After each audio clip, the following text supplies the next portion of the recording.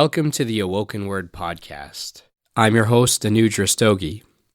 On today's episode, I've got for you Pardeep Singh Nagra. This conversation actually came up quite quickly with 4 hours notice. Pardeep got back to me and said, hey, good to meet tonight. And it was a cold Friday night, and we said, yeah, let's do this. For many of you, Pardeep's name will already be familiar. And with the recent release of the feature film Tiger, which is based entirely on his story and his life, and it's starring Mickey Rourke, Prem Singh, Janel, Parrish, and Michael Puglisi, I think with the release of this film, it's really going to elevate not only him and his name and his story, but a broader conversation. And that conversation is one that we touch on a number of aspects of today. I found Pardeep to be incredibly responsive, very humble and soft-spoken. He also has a very clear sense of self. We talk a lot about the ideas of representation in the broader social and societal narrative that we have. And we talk about it in terms of the racialization and the othering of people as well. Pardeep's also kind to share a lot about his early life. We hear a lot about the bigotry and the challenges that he faced early on in his life. We also hear a lot about the history that he shares with us about the Sikh community in particular, going all the way back to World War I. We talk a lot about racism. We talk a lot about political and human polarization. We also learn some interesting things about the backstory on this film, Tiger. And I was actually quite surprised to hear some anecdotes about the fact that he himself didn't even know that they were using his real name for his character in the film until he just happened to show up on set one day by surprise. You'll also hear a little bit more about Pardeep and some of the interesting fame around him and his beard. He's been named amongst the 1,000 most influential beards in pop culture. He's on the front cover of the Grade 10 history textbook. So he's actually quite a well-known and interesting man. Pardeep also closes off the conversation with a really interesting thought on how we can go about making a change in this world quite quickly, actually, in terms of changing the curriculum in our school system and how we can do so 1 year at a time. I really enjoyed this conversation with Pardeep. So without further ado, I give you Pardeep Singh Nagra. This podcast is my humble attempt to bring a full grain of sand of goodness to the beach of human experience. Inspiring. This podcast is my love letter to all of you. The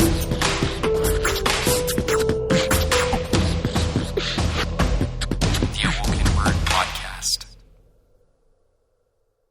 And we are here live with Pardeep Singh Nagra. Pardeep, thank you so much for being here. Oh, it's a pleasure being here. I'll be honest, I was a little bit surprised when I actually reached out to you to hear back as quickly as I did, because I didn't realize that there was an entire film about you that was just about to release. From what I know of you, obviously, a successful boxer. I know that you've taken on all sorts of adversaries inside and outside the ring, and you've had quite an amazing journey.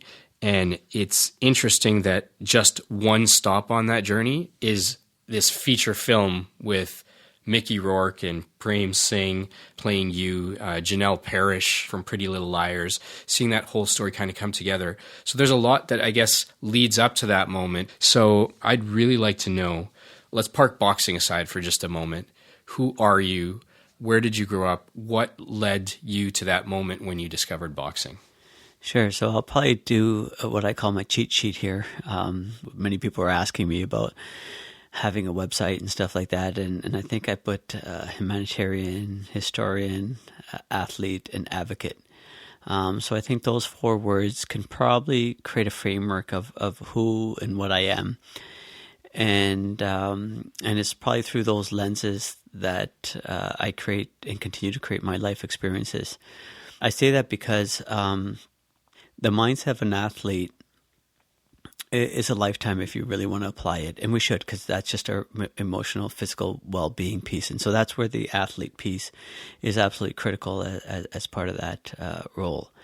Advocate, spiritual foundation, theology, civic responsibility, all combined around that framework and word of advocate, and what our responsibility is as humans and towards humanity. And historian, I'm fascinated by history. I also think we have a responsibility of history. We also got to recognize that history has been predominantly written by dominant cultures and groups, and predominantly men. And so that is not necessarily always both inclusive or accurate. Right. And so sometimes it's a responsibility and incumbent for us to, when we're speaking about being so-called historians, to have the critical reflective piece. Sitting here in studio, we sit as settlers. And again, because the history that was taught to me growing up here in Canada and as a Canadian was that it was founded by two. And I kind of joke, especially around the Canada 150th anniversary, that something had to be lost to be found. And so Canada was never missing. Right, yeah. And so it was never found. And by two, and you can't say two because there was already people, our Indigenous community, original peoples of this land. And so even when I do, and I have discovered, for example, even just the history of the Sikh community and the Hindu community and the Muslim community, because it was almost one larger geo-ethnic political community. Right. History in Canada, and the work I do with the Sikh Heritage Museum of Canada, I've always said that I don't showcase or celebrate Sikh history or culture. I celebrate Canadian history through a Sikh lens. And then also knowing that lens is also based on us being settlers on the Indigenous land, and making sure I can honor and recognize that as well. And then the part of humanitarian speaks to another piece. So it's not just because I have privilege, and with privilege comes responsibility and advocacy. We also need to be within a mindset of humanitarian work itself too. And so I'm a relative sucker for charity, but it's a good reason to be a sucker for. Right. It's a positive piece. And I can almost find anything to attach to charity. And so whether I enjoy my antique cars, but I'm not somebody that's more acute to just be sitting at a car meet in a strip plaza mall and have your lawn chair beside it, or just standing around. If it's a charity like prostate cancer, I'll take my car. People will pay $5 to get in, to see the cars and enjoy and support charity, and it's a better use of my car. So there's not a space or a place where I won't look to do that. Got and enjoy, not necessarily enjoy running, but ran for 15 years, ran the Boston Marathon, stuff like that. But I started my running career, so to speak, in marathon running through charity. It was Canadian Arthritis Society for the Walt Disney World Marathon. And, Okay. If I'm looking to take my family out socially, I can take them out to a restaurant, or I can take them out to see entire stair climb for charity. Right. Which is a better experience, or experiential for everything. And so you could, if you're looking and you care enough, the humanitarian work doesn't necessarily have to be, and I'm not a huge advocate of some of what we see in the pop culture, for example. And we're in the season right now where every commercial you're going to see is about how can we save racialized kids around the world. And if we can only put a goat in their hand, if we can only show them smiling because they're touching water. Yep. And I'm deeply offended by that stuff. Yep. And that's not what I'm talking about when I speak humanitarian. It's not like one day, Pardeep, I want to take off 3 months, and I'm going, you should be taking off.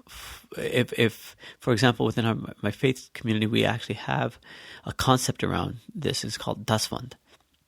And Das Fund means, Das is just number 10. Right. Fund means share. So share a tenth. And that can be financial contribution, or should be both financial contribution, time contribution. So I laughed and I said, so that means if I have a 40-hour work week, I should be putting 4 hours in towards humanity.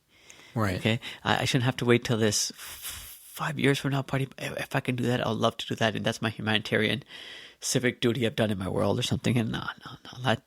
That's actually privilege. And that's actually dangerous. So when I speak about humanitarian, it's really in the small everyday places that you have to really be always thinking of that kind of piece. So. Wow, you touched on a lot very quickly. I mean, you fleshed out a fairly broad canvas. Like you sound like 4 different people all in one, which is actually quite remarkable. I'm curious, this is you today. Obviously, these traits would have been in you from the beginning. But, did you grow up in Canada? Like, what was growing up like this kind of led you to being the person that you are today? Yeah, so I'll probably start with the born story. Sure. And then the growing up and nurturing. So I was born in the land of the 5 rivers, Punjab. I always joke to say now I'm living amongst the 5 Great Lakes. So 5 has never been too far away from me there. So predominantly raised and nurtured in Canada. Specifically Ontario, getting more local, Toronto, getting more specific, Malton. We opened up this segment and the movie is Tiger that we were kind of talking about. And, the last 4 or 5 weeks, as part of the side note stories, I touched base with kindergarten friends. Wow. Right? That just feel like it was just yesterday. Malton was such a unique community that no matter where you meet somebody, whether it's professionally, or university, because I would go down to university and say, oh my God, why are you guys all the way you are? And it's just the Malton ones. Because I could have went to any university, any campus, any given time. And the way that my friends and colleagues who were from Malton were seen and spoken about or engaged or how we engaged was just uniquely. You can pick that off. So we're always close-knit. We still are so close-knit. And people from other towns, even if they had some friends, say, oh yeah, I know some friends. It's not like the Malton experience. Right. And that's special because when I'm saying this, and names like Chris Willock, Bobby Solanke, and this and that, a diverse group of friends. Mm-hmm. And yet we just seen each other as one large community family piece itself. Right. And for a number of them you can ask, because I said, oh no, but Dad better be there as well. Right. Because that's how we grew up, right? We grew up within it was just not friends. We knew their parents well, they knew us well and stuff. And it's an honor. And with some I joked, I said, Malton to Hollywood, don't forget it. So, but at the same time, here's a reality check. Right. Because I've been asked and shared some of the questions. The 70s. Mm-hmm. Come to the Sikh Heritage Museum of Canada. We're very explicit on that wall of the 70s time period. The title of that era from 1970 to 1980 on our time wall, Hey Packy. Mm-hmm. One of the pieces that we show is a Toronto Star article around 1977. The community was in Nathan Phillips Square, City Hall. And I think the article said in the thousands. Now, you and I, if I were to really ask you, and, we were just talking before we got into studio, and you're talking about, Pardeep you came around this area around 2004 and stuff like that. Right. And if I were to ask you, separate from a community event, like whether it's an Eid celebration, whether it's a Diwali celebration or Vaisakhi or something, and the community generally congregates around that, on any issue itself, have you ever heard of our community being in the 2,000-3,000s for some protest? Oh, no. No. Nothing. And and so think about the size of the community is not the density it is today. And at that time period, that's how much in numbers they had appeared.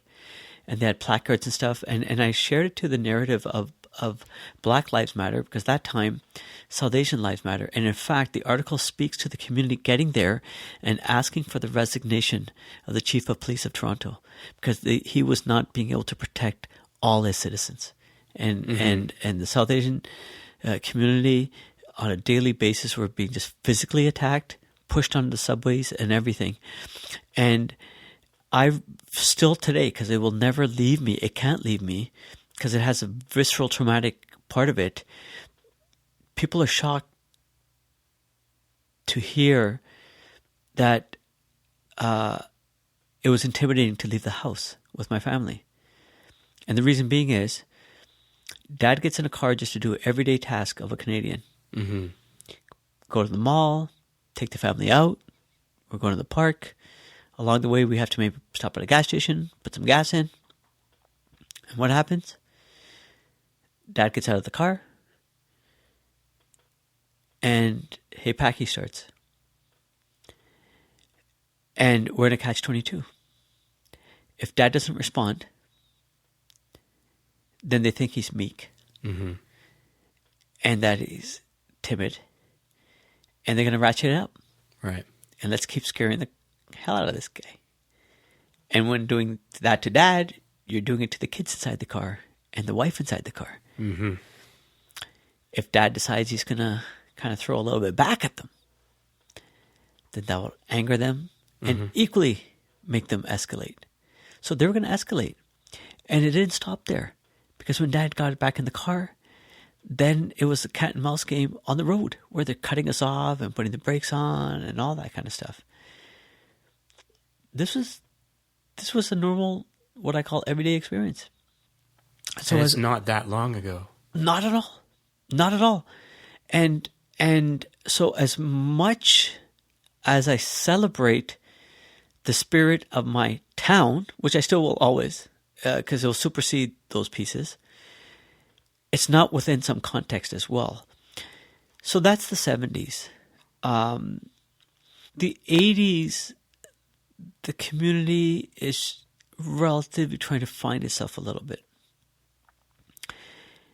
And there's some incidents that happen that affects the entire community, the area. Right. Very unfortunate because the community was close because we're being marginalized by the greater community, and the bigotry was on all of us. None of us were immune. Right. No matter if you're Hindu, Muslim, Sikh, or what have you. And then an event like this happens. And the closeness of the community got a little bit ruptured for a while. I lost some friends in there as well. And so it was a difficult time because now you're dealing with something, I don't say internal because we're not internal to anything, we're Canadians.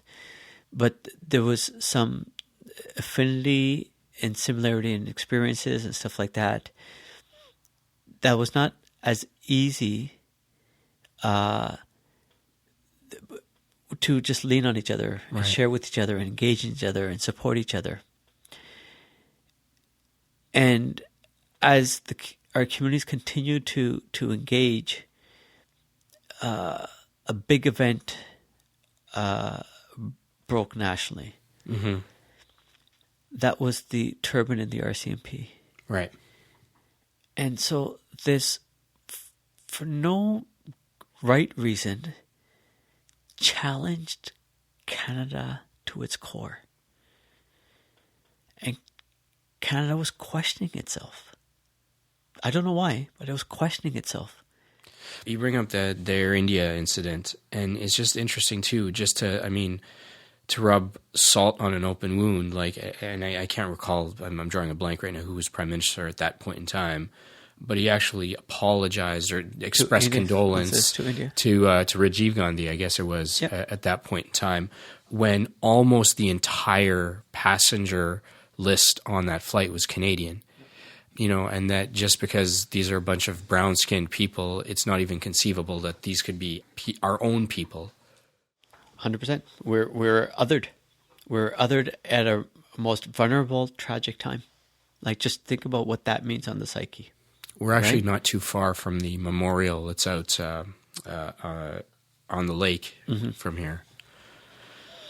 I didn't necessarily expect to kind of go here this far and this quickly, but there's this report, I guess, that's just been released, and it's called upon extremist elements within the Sikh community, and there's all this question on why now. And I find it just really odd because my experience with the Sikh community is actually fairly long running. I mean, or many of my family friends growing up, the families have been around, have been Sikh. We've been in and out of gurdwaras as much as we've been in and out of mandirs and any other place. And what my experience has shown me is that the Sikh community in general is amongst the most giving, generous, adaptable, and not just sort of we'll show up and just mind our own business, but will change things for the better in the worlds of politics, in sports, in media. I would say the profile that South Asians in particular in this country have is in large part owed to a lot of sacrifices made by Punjabis in general and Sikhs in specific. The Khalsa Aid Society has been on the border of Syria, setting up bases in Macedonia, helping Syrian refugees when there's almost no one else there around to help. Organizations in Canada have been partnering with the Aboriginal communities for everything from financial aid to co-celebrating, shared humanity and cultures and whatnot.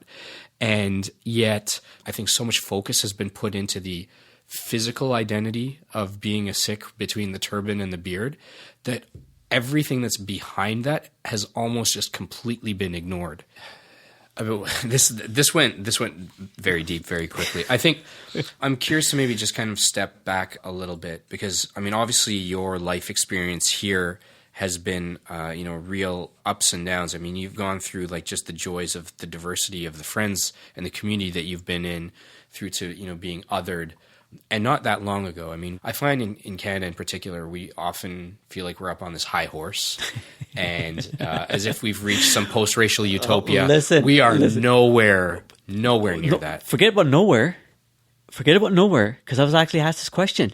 Hey, Pardeep, Tiger movie, and from what you experienced, where do you think we're Canada? Do you think, we're better? We moved? I said, excuse me? That was the day after Quebec had put out their position that someone who looks like me and presents himself in public like I do with my turban on and stuff cannot hold the exact same position I'm holding in Ontario as working for the school board in Quebec. That's right now as you and I are speaking. So you want to try telling me about progress? I'm telling you we're going backwards because I just told you over 100 years ago, that we're celebrating the 100th anniversary of the end of war. Every single picture I'll show you from World War I and II, and this was a beautiful narrative I was telling people. I said how brutal the war was, how vicious. Mm-hmm. And the lesson that the Sikhs learned in World War I that they emulated in World War II? We're keeping our turbans on. We're not changing. And so, and you know where we landed in September 1914? In France. Yep. And I said it on K-Ray's narrative, and I'll say it on yours. If anybody's listening to my fellow Canadians and Quebecers and people from France, first of all, you are completely misguided on your concept of neutrality, first and foremost. So you have to deconstruct that because how you're thinking you're applying it, there's no such thing in that work that I do around equity, diversity, inclusion, and anti-oppression of the concept of neutral. There's no neutral spaces. And so you can't just apply this concept of neutrality. Because if you want to today, which you have in France, I ask you to simply look at one of the pictures that I have of Sikhs arriving in 1914 in September, holding the French flag, coming in because Belgium was already taken over and France is about to take over, and we came with nothing more than our turbans on. Where was neutrality then when we actually saved not only your country, your land, but your constitution? The same constitution is now being used against us. And yet, we did that with our turbans on. And to Montreal, because another angle that they're using also is this concept of separating church and state. And again, they're misguided on that concept because I too agree with that concept. But this is what the concept says and what it doesn't say. Separation of church and state means that the state will not become a religious doctrine. It will not just endorse a faith. It will not become faith-based state. That's the concept of separation of church and state. It will not become a church. The state will not be a church. What it doesn't say in that separation is that the religious person can never hold a position of state or be the head of state. So we have a head of state in terms of the government. We have a head of state in terms of the monarchy in Canada. They both have a faith. Mm-hmm. They are of faith. They made it public. So it's never about that a person of faith can't be engaging in state activities. In fact, it's the opposite of that. There'd be very few people left engaging in state activities if that was the case, right? And then we know yet, because when Quebec got challenged about the cross in the legislature and everything else, and all the other symbolism they put out and stuff like that, because they're talking about these religious symbols. And then that becomes to my last piece I need to make sure that I address. The turban is not a symbol, it's an article of faith. So don't use an improper word and verb to describe something that it's not. Right. And try to apply that then in a law form. This is our realities as Canadians. We have to really ask ourselves, not like you said, be on this high horse, because there's no high horse, because you are then just admitting that you have blinders on. Well, I mean, we see this sort of manifest itself in so many ways. I mean, there's a very specific history and current state of the situation with the Sikh community. There's the report that just came out about the incredibly overblown levels of racial profiling, particularly of young black men in Toronto.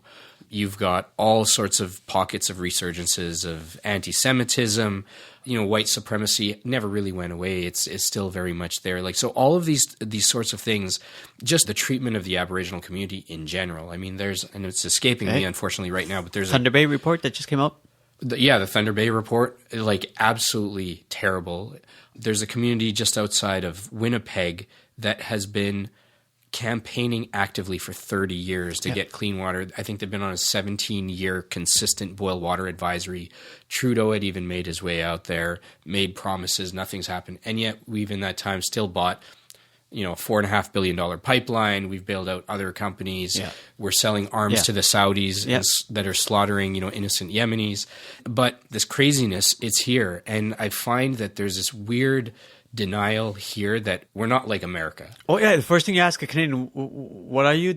Our definition is we're not American, right? That's not the standard by which to hold ourselves. Never. And again, I'll be remiss if I just want any fellow listener to just go on CBC and read the article on the day that they released the report, the Ontario Human Rights Commission. And when they were sharing the stats of the overrepresentation and risks of blacks at 60% and 70% to, either be killed or subjugated to further use of force and stuff like that. The most craziest thing, and like I said, it was not that I already knew about it because in the U.S. these exact same types of things were saying, because they said blacks proportionally, in fact, don't use drugs proportionally as much as whites do, proportionally, statistically. And this report, the Canadian Human Rights Commission said, and in these stats that we just gave you, just to let you know that the white people that the police intervened in the exact same scenario as the blacks, and you had this overrepresentation, proportionally more had weapons in the exact same scenario, and more resisted the police intervention. Right. And yet they were dealt in the exact same situation, being at higher risk factor in terms of the response and higher risk factor in terms of even being present with a weapon. Because the blacks that were at 80%, more whites had weapons than blacks. I don't know what else Canadians need to see and hear and know. I mean, that's it. The data is there. It's clear. It's obvious. What's interesting, though, I think we look at, in this situation, it's the law enforcement and to an extent, biases that exist within the judicial and the prison system.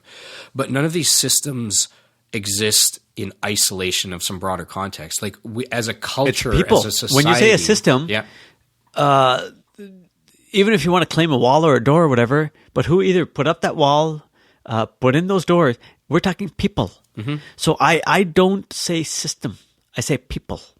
Okay? So you want to say police? That's people. Government? That's people. These are all people. And they're our people. Oh, yeah. Like yes. we all live here together. They're neighbors. And that's the scary part, because it's not like they've come up from somewhere and are just working in the police and they left our country after their shift. I've had recently, and I've shared this on the last few episodes, I had Dwayne Morgan, who is the godfather of spoken word in the city. This incredible. I know you know if you know Dwayne. I know Dwayne. Yeah, so Dwayne, he came through a few weeks ago, and I love the guy. And we had a really intense conversation about race, and kind of my vantage point on race, and also seeing the black experience, from a quasi periphery, and. The things that, you hear people say, the way that, a young black man has to navigate the world differently than other people, even someone like myself, like a black man will have to navigate the world a little bit differently than me, and I'll have to navigate the world a little bit differently than the next person. Anti-black racism is a different piece. It's a different thing altogether. We can't just say racism is racism for blacks and South Asians or Sikhs is identical and stuff. No. Yeah, and as Dwayne pointed out, in this country, and then on top of that, the Aboriginal community is almost not even in the conversation. Yeah. Like, they're just kind of pushed to the sidelines completely. But in that context, it's just it's interesting. And I think that this resurgence of the right, and I hate the terms left and right because I feel they just put people against each other, but it's the frame of reference that we're given for now for discussion. And I find just with this rise of populism, the Trumps of the world, the rise of the right in everywhere from India to Brazil to the Philippines to Western Europe, what's happened is this polarization has gotten even more stark. And the crazy people that are out, being xenophobic and racist and whatnot, they didn't just show up 2 or 3 years ago. Like, this has been simmering under the surface for a very long time. And I feel strongly that we haven't been having really good conversations with each other when there are legitimate concerns about stuff, and then things just fester and they go in odd different directions, and then the flames get fanned by some crazy narcissistic populist and a media that's just making a buck every time you click on that thing that makes you angry and pits you against the next person. Oh, absolutely. Again, coming back to the Tiger film, people were asking, and I said, a couple of pieces that you're just talking about, if I just expand on a couple of them. One is the microphone has gotten bigger, right? Mm. And so the platforms, it's just huge there. And so people being a little bit xenophobic or bigoted, as far as their audience could have been, was just maybe the largest they had was around a kitchen table. Right? Yeah. And it stopped there. Today, you don't need a kitchen table. In fact, you don't need a keyboard, because you have this machine in your hand and you can spew to hundreds and thousands. And every single statistical study that's already quickly been done on these phenomenon is carry 2 stories about Pardeep. Carry a positive, correct, accurate one, and carry a negative, bigoted one. And the bigoted one is going to travel further, farther, and get more comments and everything. And so the crazy piece is that we are victims of our own appetite, and it's the negative appetite. Because turn on news. So news and media news and papers is mostly driven by negative, right? Not necessarily positive pieces. One piece. The other piece that you're mentioning was just, when do we have spaces for conversation? Or is it just, no, I don't like them, or they believe in this and it's not true, or what have you. And it's gotten so far that pretty much the way I've been describing it lately is, sure, if you think that we're going to make progress by you standing on the edge on the street on one side, on the curb, and I'm on the other, and we're just going to keep yelling at each other, it's not going to solve anything, not going to bring us any closer, and it's not going to... In fact, you'll never get that time back. Yeah. Right? Literally. Worse than a waste of time. But the scary thing is, that would be better than what's actually happening, where anonymous people are just yelling at other anonymous people. No, because that's what platforms are giving now, behind screens and just on computer and Twitter and stuff like that. I wouldn't even dare to even want to say that's even better than the other piece itself, because coming off that piece, if that's how it's physically being manifested. So that's how I am behind the keyboard. I'll be anonymous. But if you want me to come out, well, yeah, you can technically see me, but I'm on the curve and you be on your curve, right? Not gonna move us. Not gonna move us as humanity. Not gonna move us as Canadians. And we really have to dig in to that piece. And the conversations I've had and need to have is being even just that much more open to let people know, because it's crazy.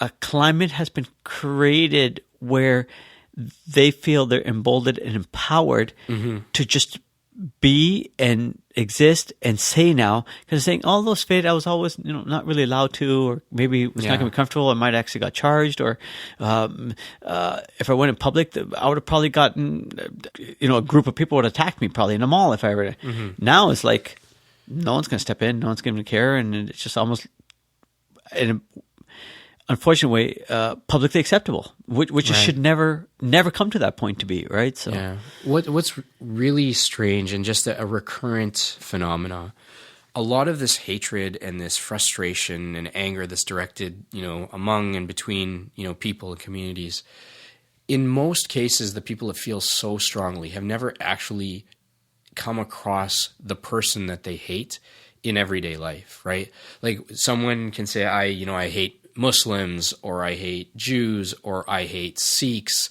What are they doing? They're coming in here and they're bringing their traditions. We were at a family wedding on Lakeshore last summer, and there was a guy riding his bike as we had the Bharat coming down. And we're like, the family was kind of dumbfounded because as he's riding by, he just kind of yells out, "Fucking Hindus." And I think I was more surprised. I was like, wow, he's accurate in his racism. Like he knew this is a Hindu wedding and everything. But people just don't come across, like if you actually met, if you had a friend or a colleague or somebody that was Sikh or Muslim or who was atheist, who was any of these things, or who was black, and you got to know them as a person and you got to understand what's actually common between you, and that you actually want to raise your kids in a safe environment, or you want to be able to save up for a vacation, or that you both enjoy football or whatever the thing might be, you'd start to see that person more as the person than this sort of outward facade. And yet people are so angry at people they don't even know, complete strangers. You want to know really why? Because I've reflected exactly what you're saying and stuff. It doesn't take anything to hate. How so? It's easy to hate, right? Getting to know somebody, developing a friendship, and all that's effort. Okay? That's reflective. That's now seeing where the similarities come. That's requiring a conscious effort, a physical effort, a reflective effort, a critical analysis. Oh, that's interesting. You came? What was my experience? Oh, yeah, that's interesting because mine wasn't necessarily. And that's how you engage and continue to build and build and build. That's building. There's no need to build to hate. I can hate today and there's nothing to build on tomorrow. I just continue my hate. Right? Don't you think the hate also takes effort to nurture? No. No. Look, the comment that you just said that was made to you and your fellow Canadians who happen to be predominantly of the Hindu faith, and I'm sure there's some other faiths that were there. What that gentleman actually said was, "You effing non-Canadians." Oh, yeah, for sure. And so if being Hindu is not Canadian, if wearing a turban is not Canadian, so I'm part of the Dominion Speakers Institute. I'm featured on the Grade 10 history textbook right on the front cover. And if I were to go today to a school and say, "Do Canadians wear turbans?" kids will always tell me no.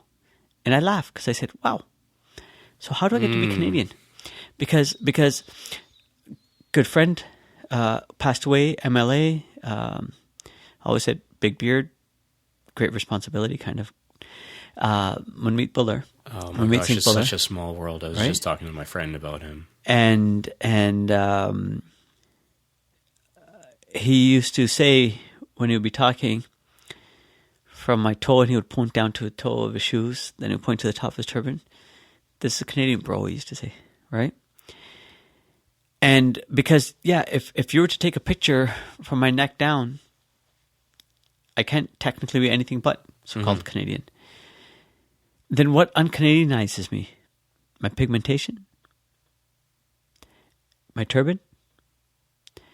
Because this is what was interesting when you said, they say, why do they come? Who's the they? Yeah. Right? Well, yeah. Like even in the nuances of how we use language. Because one thing we don't do as Canadians, in addition to this thing, what we say we're not American, we never say it is Canadian to wear a turban. It is Canadian to go to a mandir. Right? We always say in Canada, we allow people to wear turbans. We give permission. Right? And who's the we and who's the permission and under what guidelines and in what context and when it's not and when is it too much, right? And that is a big piece. And so I have done and I will continue to do heavy work on this because this is the other piece. In addition to me sharing that I am celebrating Canadian history through a Sikh lens, I also only speak about people who look like us as settlers and pioneers. Mm-hmm. Only. It's really funny that you say that because there's a friend of mine, French, who is this world-class slam poet that came through, and he's a white Canadian.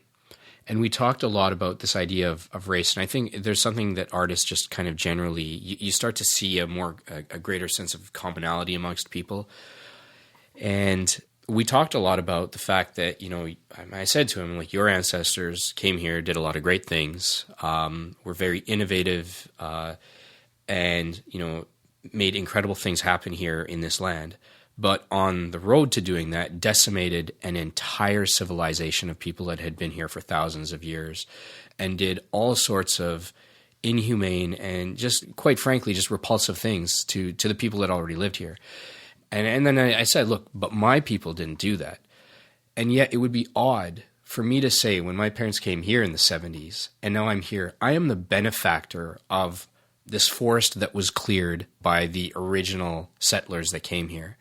And albeit perhaps, my people didn't do the dirty work in this particular sense, we're here now and we're benefiting from a lot of that. And so I think that we have as much of a responsibility to make sure that we make this better for everybody, right? I don't think that the white man's burden is necessarily any greater on at least this angle than perhaps any other immigrant community that comes here, largely because I think that we're complicit to a degree. I mean, there's people like you that are doing incredible things, and there's a lot of people working really hard, but the Aboriginal community is completely pushed aside nonetheless. And if we're kind of ignoring that and pretending it doesn't exist, like we had nothing to do about it, well, we're now just complicit in perpetrating that further. So I find it kind of interesting in kind of where you were coming at it from. Well, one is we have a responsibility as Canadians, especially in terms of the tremendous bleeding through the Truth and Reconciliation Commission and the report. Mm-hmm. That puts an onus and responsibility on us as Canadians towards reconciliation. And so we have an individual responsibility and we have a collective responsibility. And across many professions, the report and the recommendations is very specific as well. So for me in the school board, there's very specific educational recommendations as well that I'm responsible for. So the path forward, the journey forward, for us as individuals and as a country can only be, if we want to be just, through a path of reconciliation. Anything less is continuing to do damage and marginalize. Mm-hmm. And when you're talking about the clearing and all that kind of stuff, again, and that's why I talk about the pioneer pieces, we have images, we know histories, I have artifacts where we worked in the lumber mills, clearing. We worked on the railroads. We worked in cement quarries. We toiled. And so we are just as much nation builders as any other fellow Canadian. Right. So I never want to minimize. And that's why when you say, whenever you came, you're just a newer settler. Mm-hmm. Okay? Because we actually have a history and a heritage and a lineage in Canada. Right. And I think it's important for us to be able to, first of all, be aware of that and to be able to celebrate it. And the reason being is because all Canadians, our children, fellow children in the educational system, need and have a right to an educational experience that is accurate and inclusive, and in part defines who they are through their experiential educational journey. And that's what Tiger does. Mm-hmm. We started this whole thing off parking it, and maybe a good time to come back to it relatively, right, is that I've said that Tiger represents three key things. Number one, representation. Number two, inspiration. Mm-hmm. And number three, celebration.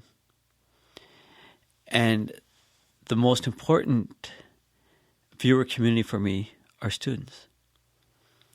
Right. Because as a Canadian, the Tiger story is a Canadian story. Yes, I had to be an honorary American in the Hollywood version of it. Sometimes you just got to do what you got to do. But I've also said from as a Sikh that my spirituality is goes above nationalities, and right. so Yeah. whether you define that as an American, British person, Canadian, it doesn't take away from the journey that I went through or had to go through, or this individual had to go through. And I firmly believe that when young kids see this movie, that it is part of an inclusive educational experience.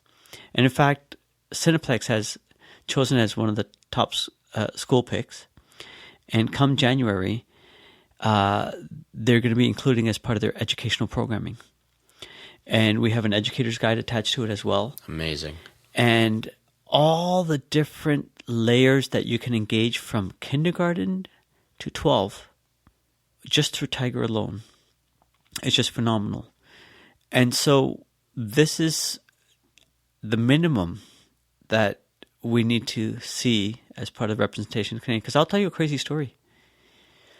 So in addition to what the reality today looks like, and if people see the trailer and they see on YouTube, you will see visceral, viral comments, even worse than what I experienced in 1999. And I experienced it a lot because my life was even threatened and stuff.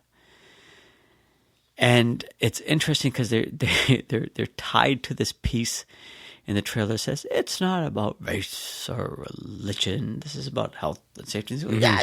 And I'm laughing. I'm going, listen, I'll make it very simple for anybody listening. Did anybody watch Conor McGregor recently fight Mayweather? He had a bigger beard than me. Yep. And he was not even Sikh. Case closed. This was boxing he fought. And this was what I was fighting. And still to this day, just to let you know, I'm still fighting the case internationally. England just changed their rules about 7 months ago. Just this last month when Tiger was coming out, it was tabled with the International Amateur Boxing Association. And again, 20 years removed right now. 20 years. They defeated the motion. Okay? And yet, like I said, Conor McGregor. And so I remember I put a post up on the Sikh Heritage Museum Facebook, and I said, and I showed pictures of Lennox Lewis with a beard and so many other boxers. And I said, oh, so let me get this right if anybody's listening. I can make millions and wear a beard and box, but to box for free as an amateur, I'm not allowed to have a beard. How does that make sense in any capacity? But I'll leave that one aside in terms of just that narrative piece itself. So I decided to surprise some movie goers who are watching Tiger in some of the theaters it was playing in. Just randomly, I would show up. I went to one screening, and afterwards, when some people, I said, hey, how did you like the movie? I go, great. I go, cool. I go, I'm Tiger, the real Tiger. They go, oh my God, and you almost thought, and all that. And then so, wanted autographs, took pictures with them by the poster and stuff like that. And right. So we're at the movie theater, And this is going on, and a little commotion's going on because a lot of people are kind of clamoring around and getting pictures taken. And so it's a crowd building up. And the crowd included non-Tiger patrons that were at the theater. Okay. And they kind of look over and say, what's going on? And someone points out, oh, you see that movie poster? You see that thing, Tiger? That's the real guy who the movie's based on. I go, oh, cool. Can we get a picture? Yeah, sure. Come get a picture. And then they look at me, and these are white people. And they said, I might be interested in watching it. Does it have English subtitles? Right? But then you and I have to sit here and think we're not naive, because when have we gave an opportunity to fellow Canadians to have somebody who looks like us as the lead character on a movie poster, because that's what the movie's about, and it just being in English, which it is. Yeah. And it not being a Bollywood film. And not right? Bollywood, because it's from Hollywood. You mentioned Mickey Rourke and Janel Parrish and Prem Singh and Michael Pugliese and R3M Productions. And it's 2018. Wow, yeah. Okay, so do you see the work we have to do and the responsibility we have? Because otherwise we are failing ourselves as Canadians. We really are. That is interesting. I don't think I'd really thought about it that way. It's funny. So representation, and you said that word, I think is growing up here. I never saw anybody on TV, with the exception of Apu, who at all had any sort of connection to me. And it was weird when you start to every now and then see like a South Asian news anchor, or maybe some guy would be like, at a hockey game and he'd somehow end up on camera or something like that. And it was kind of a big deal.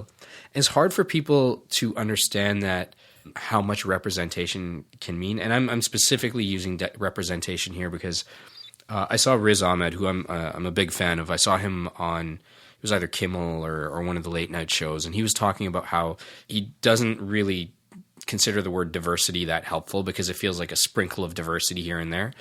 It's really about representation. It's about seeing yourself, the possibility of you being something more or something else. So it's just incredible. So as Prem was interviewed, the gentleman who played me, and people still were not getting this because I was watching what the reaction was on major news outlets that were interviewing him, and they said, so what? And he said, the journey of Pardeep just wanting to be normal.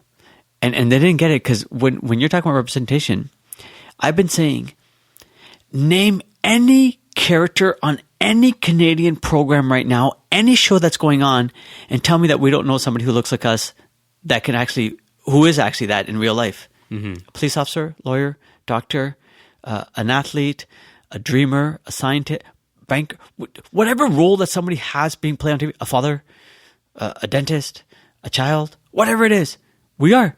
Yeah. Okay? We're all of those things. So here's the piece on representation, and I hear you, because I was just in Collingwood, and I told everybody, I said, and I took them on this other journey, so I'm just going to just slight backtrack for a sec. Sure. Because you made an important nuance between diversity and representation. So I said, this field started off with anti-oppression, and people felt that anti was kind of a negative reference point to start a conversation or a title for somebody in the work that they're doing. So can we kind of move away from it without nobody's permission? It's a dominant group, because that's who's going to be speaking the narrative. So they start saying equity.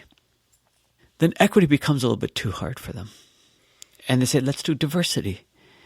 Then diversity becomes too hard for them. And they use inclusion. And now inclusion has become too hard for them. And I'm talking about this journey, just last 18 years shifted and keeps shifting. Now they talk about these positions as people. So they even took out inclusion now.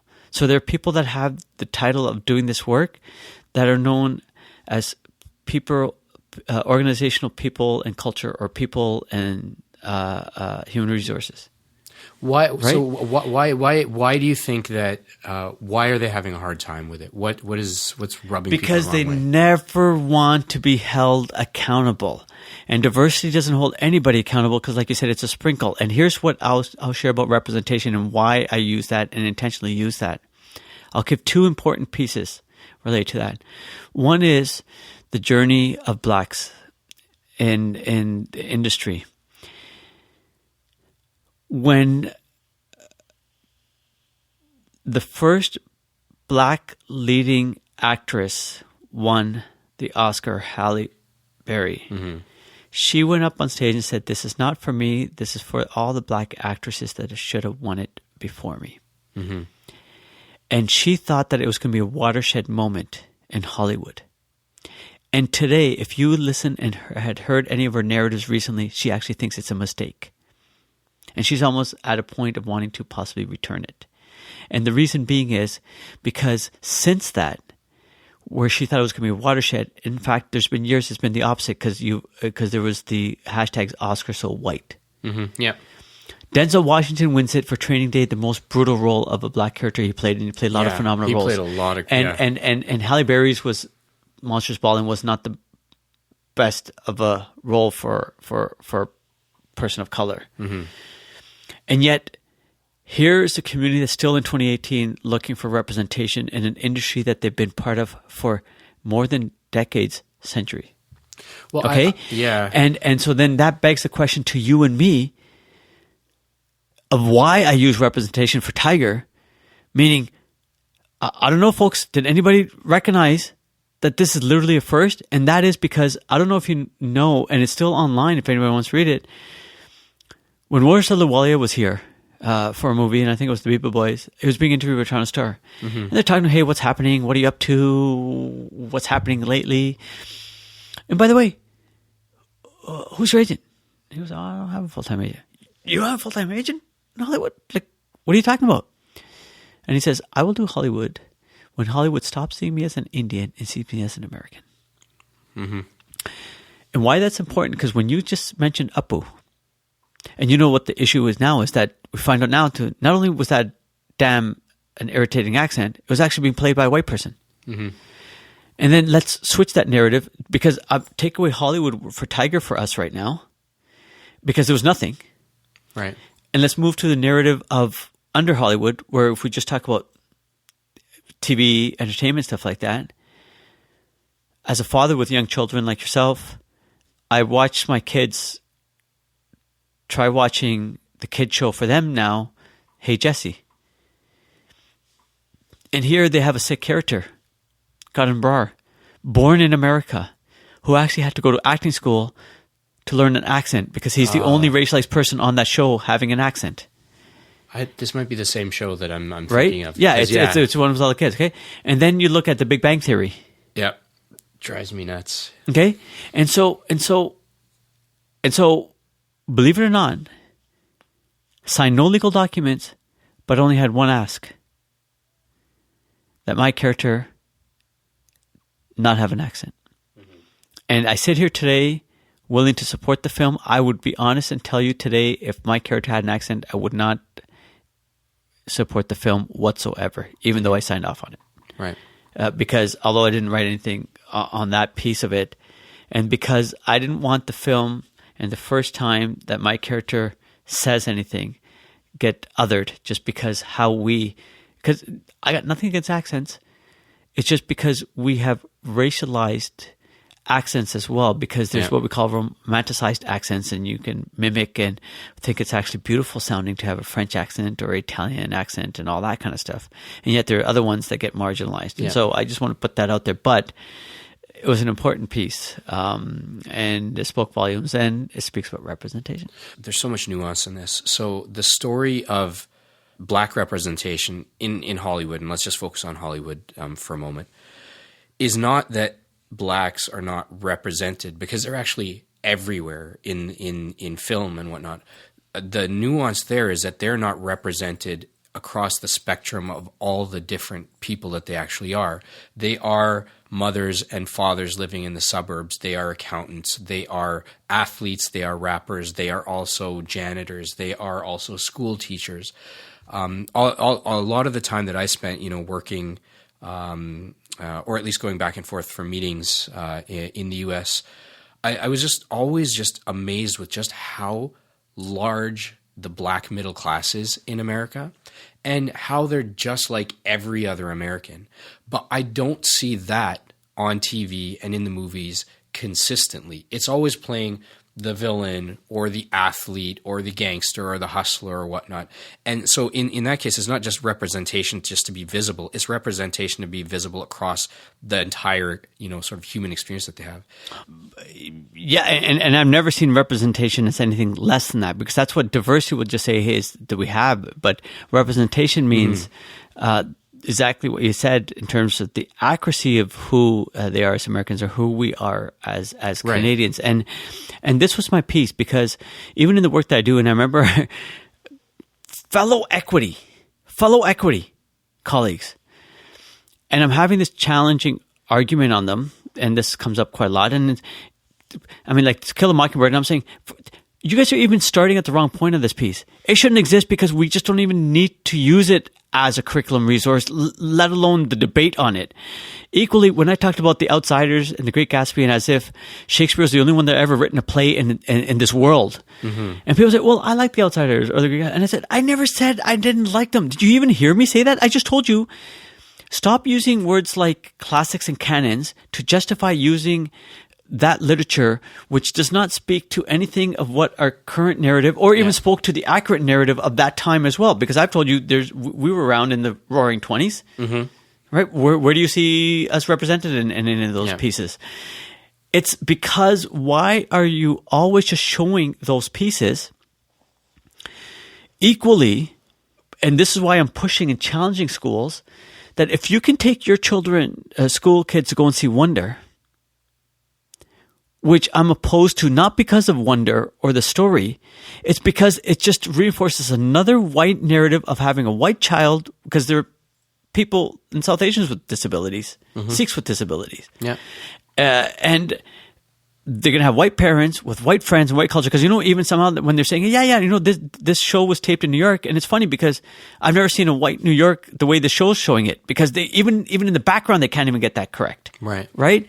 And so that's the issue I have, is that any child, including my child, does not need another Eurocentric or white narrative as part of their educational experience. I don't care what Wonder has as a value or a great lesson, because that lesson can be equally taught or shared, or even better shared, in a more representative manner, right? And so that's the challenge that we have. I find it interesting, So the To Kill a Mockingbird example, it would be one thing if that existed as part of the curriculum, and then there was some options that were a counter-narrative to that, right? So then I think you could even make a case, because now we're showing the gamut of different experiences from different perspectives. But when that becomes idolized as a classic, right, and you can't tamper with it, I can't understand why people want to double down on that. The first part of me can understand that, but then I kind of think, I step back and, okay, if you've never lived a day in your life looking down at your hands and thinking of the color of your skin, or if you didn't live in a world today where if you happen to have a black son and you're not sure when he goes out at night what he's going to encounter, and you don't have any of those worries if he happens not to be black, right? And in the current climate, especially as toxic and heated as it is, to see this book and consider it a classic and then to cling to it so desperately. I don't know who is actually the one that said this, but to the privileged, even equality feels like oppression. Right? It feels like that. And it's just this strange thing. I can't believe that people double down on it. And I don't get them out. And I'll tell you why. I have to navigate in both spaces. Okay? Privilege allows them not to. And then they choose in their privilege not to. Just like when they talk about enclaves and ethnic ghettos, listen, they're as old as existence of civilization in any space, including Toronto. The reality is, it's a function of white flight that those actually end up happening the way they do. Because when a house is available, anybody can move there. But some people don't have the luxury of choice of moving any further, because if they only have one vehicle, or they don't have access to a vehicle, and it's within a transportation hub or a job accessibility hub. See, if I have extra resources like cars and stuff, I can move 20 minutes away and drive in 20 minutes if I feel like, because I have a car. Someone doesn't have that luxury to have that choice of that piece, right? And so when you're talking about these pieces, I don't give that out for to saying, can they, do they? Because we're around, I'm around, we've been around over 100 years. And either they're going to accept me, or they're going to continue to have their head buried so deep that they don't want to. They're experiential because now in 2018, you can't be in Toronto without that. But there'll be people in Torontonians that will have that position that you just said right now in terms of just trying to hold on to it. Right? And again, coming back to Tiger, the focus, that the power of it was that somebody was going to have an empathy for somebody who didn't necessarily look like them. And I say that because, like I said, we have to do it every time. If I saw Wonder, my son's on Wonder, of course he's going to develop empathy. But that's an empathy that he's developed all the time towards white people, stuff like that. He doesn't have a chance to develop the same type to other faith groups or other racialized groups. Okay? And that's what matters the most. Right? Yeah. And that's part of that experiential. And that's why I will never still say have a counter-narrative. I'm just saying we owe it to Canadians, we owe it to students in the educational system to have a more accurate and inclusive narrative for that empathy now. And every time we don't do it, every time we still even giving them two positions, we're still doing something wrong. Okay? Because the time now is to say the characters in the book should have a name, Pardeep, and a Sahib, and a Nanaki. Because otherwise, when you hear a name Nanaki, it's not both Canadian to you. There's no emotional concept attached to it. There's no empathy that's ever got developed even on anything remotely around that. So that would in of itself already so other you in somebody else's Canadian experience. And I'm going, but how and why? I'm not sure what the solution to this is, but one of the things, at least the way it manifests the itself solution in is movie, representation. Well, represented for sure. curriculum, represented in TV, represented so that when you watch, when you see, when you engage, you're still engaging all your senses. You're still engaging all your emotions. But what you're seeing as part of that connecting in the brain and the background now is connecting to something deeper than whiteness. So what I was going to say is, absolutely representation I think is critical here. I think it needs to be more than a focus on the ethnicity of that person, right? So one of the things I find really odd culturally in Canada, like I think that there may have been a better era of TV and media and stuff in Canada where you don't constantly need to be writing the fact that we're Canadian. Like, this whole pushing Mounties and snow and polar bears and whatnot. Like, no, people push here it. My only piece is push Mounties with turbans, push black Mounties, push Asian Canadian Mounties, push. That's the problem. Because as long as we push white Mounties, it does not reflect Canada, right? And the other piece that you said, I'm going to always push back a little bit. I relatively agree that we don't and shouldn't have to do it by explaining, because Tiger, in fact, furthest from anything. And in fact, I don't even know if it said anything about who Sikhs are relatively in the movie, because you don't need to, because just my character presence with a turban on and being identified Sikh speaks enough for it. But then equally, I shouldn't have to apologize, because if we look at even our social spaces and the TV and stuff, do you don't think they're going to church? Do you think they're not praying? Do they not have those narratives as part of it? Does Pearson not have a chapel? Does the University of Toronto not have? These exist in every single space, and they're on there. The issue that we have is, and if anybody has a chance, is to watch the TED Talk on Danger of a Single Story.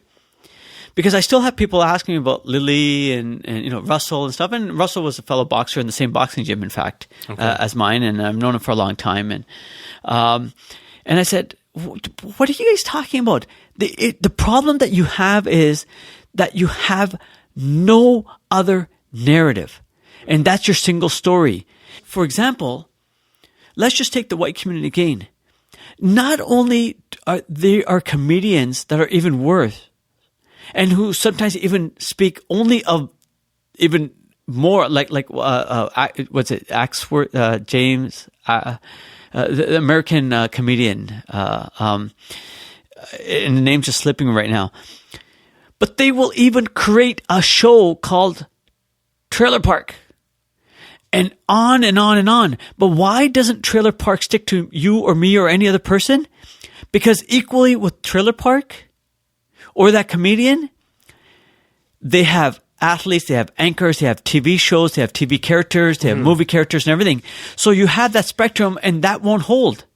And because we got nothing else in representation, they're still trying to define us through those pieces. Mm-hmm.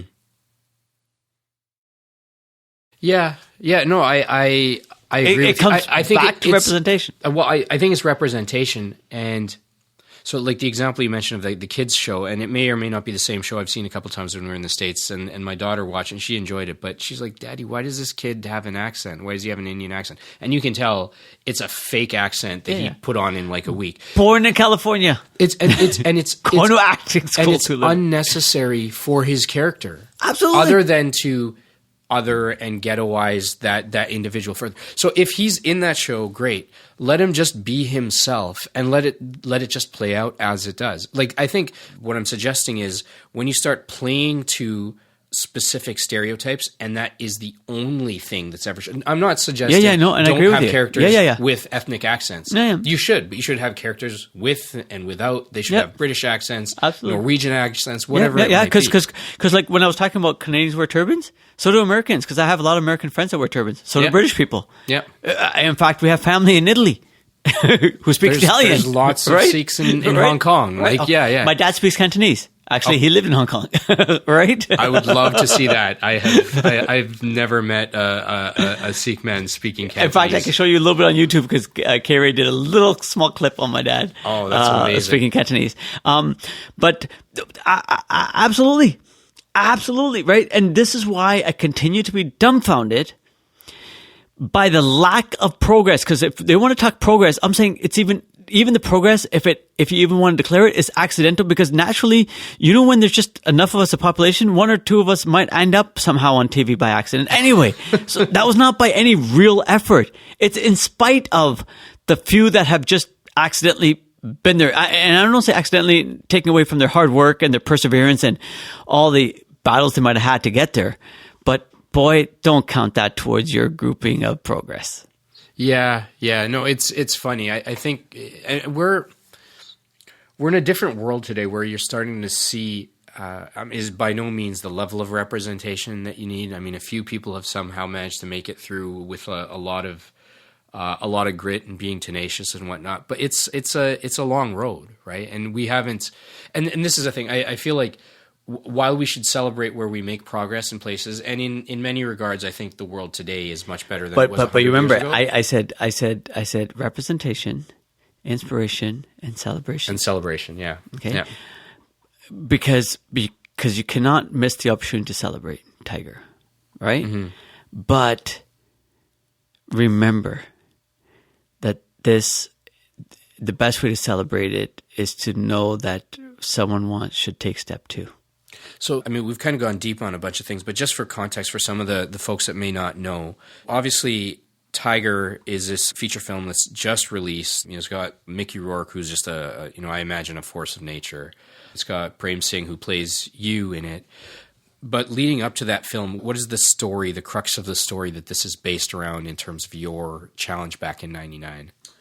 So yeah, I grew up playing many sports as an athlete. I played soccer, wrestling, very competitive ball hockey, tennis champion.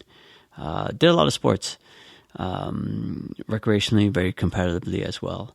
And I ended up getting injured playing soccer. Had a shoulder injury, required surgery. And it was the same time I had just entered the police force with Peel as an auxiliary constable. And I had to choose between my rehab and the training, which was mandatory. Otherwise, I had to reapply or come back a year later. So I decided to stay in there. And then afterwards, decided I was going to heal or try to rehab my injury. And two physiques I always wanted to emulate if I could in my life was a boxer and a gymnast. The upper body strength of gymnasts and stuff like that. still in my head beyond comprehension, just phenomenal. But the age plays, I was in my 20s, and boxing was probably a better fit all around for me at that moment anyway. So I enter a boxing gym to do rehab. People might think, what's a boxing gym going to do? But the core exercises, you look at concepts like the speed bag and everything else, is to build core body strength, including especially the arms, the shoulders, and stuff like that. Core pieces for boxing. Right.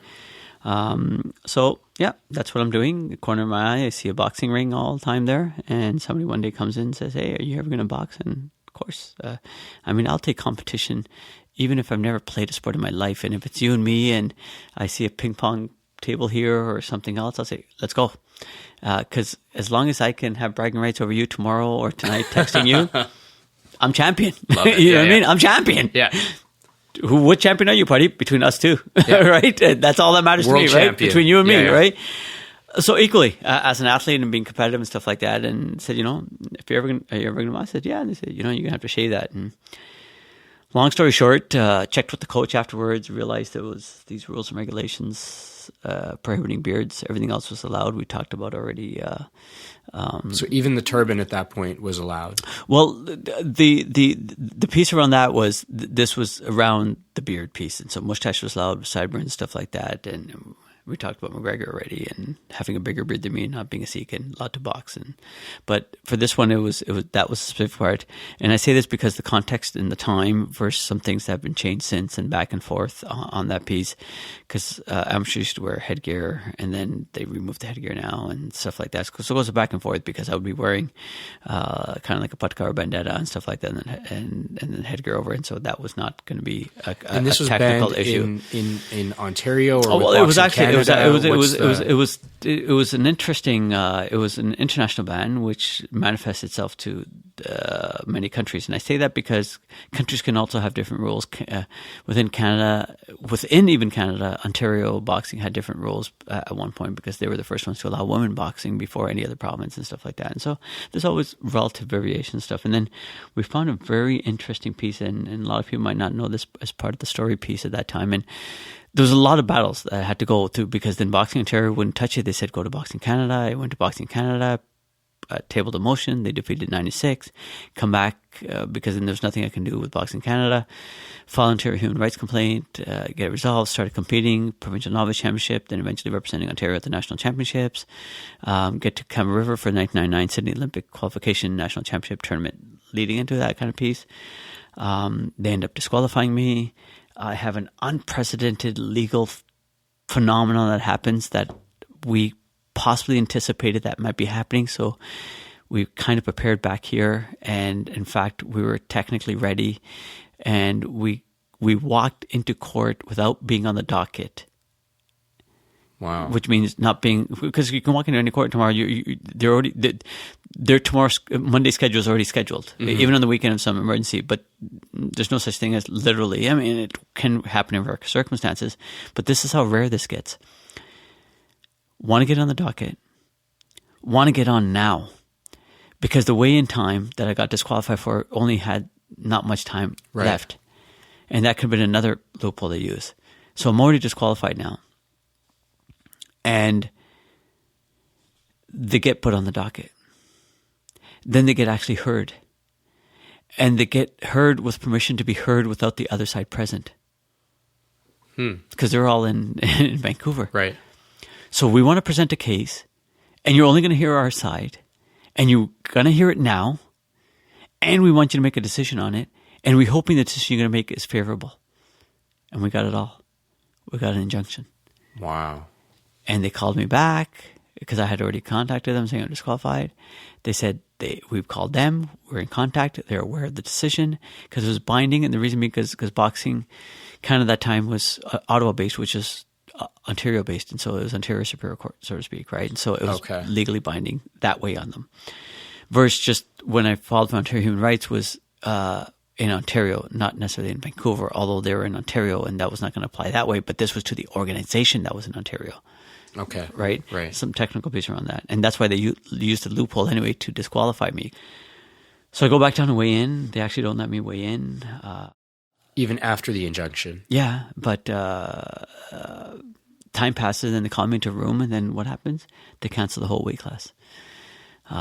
And so a lot of craziness went on, and then I had to fight another legal battle. And in between all that time, my life was threatened. Sorry, did they cancel the weight class? Oh yeah, because of? Oh yeah. No, not because of me. They want to make it look like that and seem like because of me. It was because of them. I had the right. I had every right to be there. Right. So I know, I know, but I know, but it's a nuance, but it's important because just like, for example, around that time, there were news reports saying Canadian boxer wants the right to fight, or Sikh boxer wants the right to box, and I'm saying, no, I think you're missing something. How do you think I got here? I'm already boxing. Mm-hmm. I already got the right. Yeah, I didn't just show up at this weigh-in. Yeah. I'm trying to figure out why not in Vancouver, and I haven't left the country. Okay, and again, because these are important nuance pieces, right? So when they cancel the weight class, it's because they cancel the weight class. It had nothing to do with me. Nothing. I had every right, just like any other boxer, had every legal right to be there and stuff like that. It's a decision they made for themselves. That created a lot of animosity with other fellow boxers as well. And Joe Public. And that's why I was attacked by Joe Public. And my life was threatened and stuff. And so even after all that, still had to go back to court. And eventually got all that resolved at the national level. What did Joe Public like? Oh, lots of Joe Public. Joe Public comments in papers. Joe Public, when I got to the boxing venue. But what were they saying? Like, what was the... Oh, everything racist and bigotry and visceral as you can imagine. There was nothing I didn't hear during that moment. And it got worse than that, because it was not just what they said, it's what they did. My picture, somebody put my picture up at the boxing venue at the first entrance sign of where the boxing venue was going to be once you entered the facility. And my mustache and beard was covered or erased, or however you want to define that piece and stuff. So a lot went down. And, interesting enough, didn't bother me. The threat didn't bother me, and the reason the threat didn't bother me was because Baltage went through the same and similar and in some instances worse experience than I did in 1990, and I was well aware that the ugly side of Canada and Canadians can show up. Mm. And he used to get mail saying there's a bullet with your name on it. So I wasn't naive. I knew that could have been the reality. The piece that pissed me off there, and the piece that will continue to piss me off today, is when I get othered. And what does Canada have to do? And why do those people come to our country? Why do they want to change the rules? And why doesn't India have to do this? And all that had nothing to do with who I am. Yeah. And this country of Canada. And I would have represented Canada and worn that maple leaf and represented the values. And if we want to speak to those values or call ourselves countries, values, human rights and all that, then let's actually live out those, and let's challenge those as Canadians when they're going to be threatened. Okay? Because that's the real crux of this piece around the narrative. And so the piece that I was pissed off then, that piece that I was pissed off in, is that othering of me piece. Not that my physical threats, I handle that every single day. It's being defined as something I'm not. I'm Canadian, and yet regularly people are trying to define me.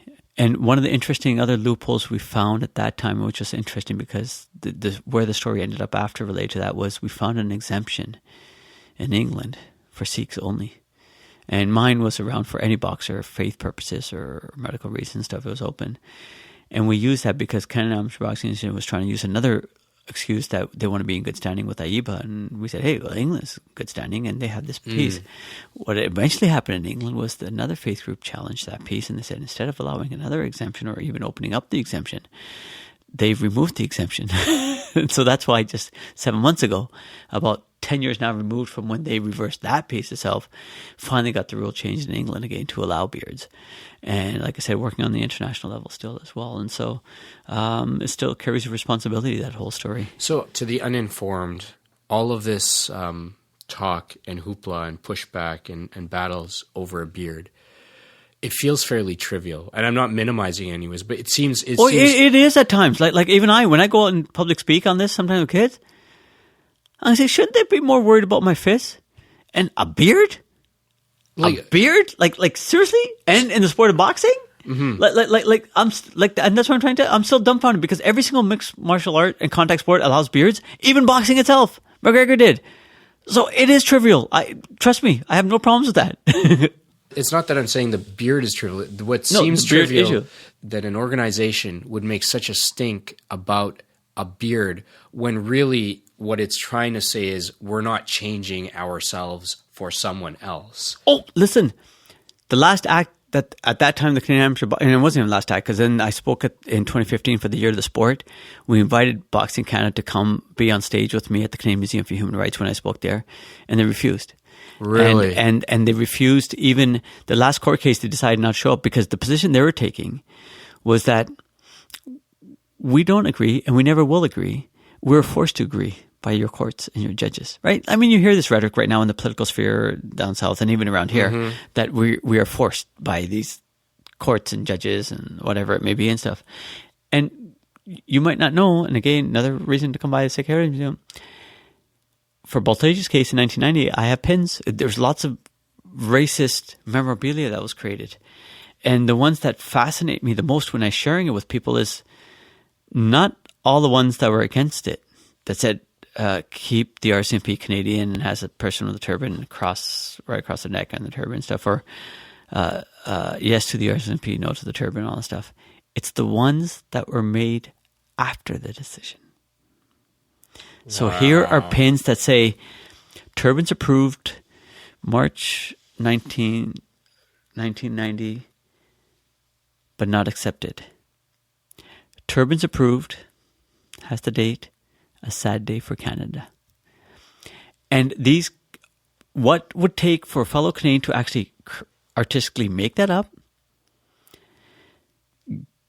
get it produced. Back in 1990. Get it produced. Yeah. Get it produced, and then actually sell and make money off this because other ones are willing to buy it. Just think about that whole process for a second. And so even my boxing piece, I can tell you, was not accepted. Wow. So let's come back to the film. I mean, this has been, I'm sure, a few years in the making, but like, what was the journey of retelling your story and kind of seeing it come to life? I'm even curious, like, you know, sitting down with Prem, who plays you, him getting to know you and your mannerisms and whatnot. Like, you've obviously told your story, you know, more times than you can count, and yet in telling it quite in this way and then seeing it come to life on screen, do you feel like it's an authentic telling of you? Is it surreal? Like, what does that actually feel like? So the joke and the feeling I've always said is, listen, as long as it made me prettier than I am in life, I'm good.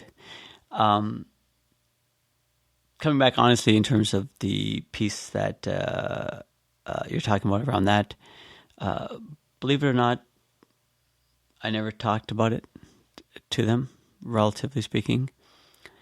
I never read the script, even to this day. Wow. I trusted the process and them. I didn't want to define Prem's inspiration for him. I didn't want to say, no, let me tell you what's a better story or what's more important about me or who I authentically am or anything else related to that piece. Because I would have trusted that if you're going to speak or talk or create a movie or create a script about Pardeep and the boxing, whatever, Pardeep will come out. There's nothing else you can do about me.